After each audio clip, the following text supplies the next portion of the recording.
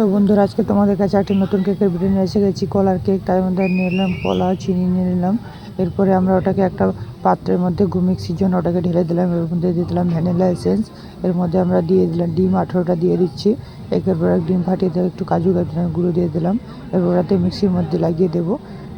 ওটা তো ঘুরতে থাকবে, ততকে আমরা ময়দা ওয়েট করে নেব। আমরা নিয়ে নেবো ময়দা 1.5 কিলো। ওটাতে দিয়ে দেবো কিছু পরিমাণ সোডা। ওই ময়দা উঠে গেলে মিক্সির মধ্যে আমরা ময়দা দিয়ে দেবো। তার মধ্যে কিছুটা পরিমাণ আমরা মিক্সি হয়ে গেলে তেল দিয়ে দেবো। এবারে আমাদের ওই মিক্সিটা রেডি হয়ে গেছে, তোমরা দেখতেই পাচ্ছ।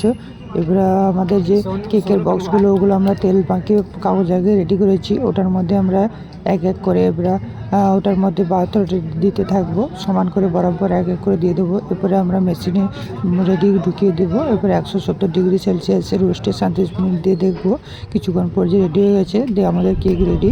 তোমরা দেখতেই পাচ্ছ আমাদের কেকগুলো রেডি হয়ে গেছে। এবার দেখো ওটা কত সুন্দর নরম নরম কেক তৈরি হয়ে গেছে।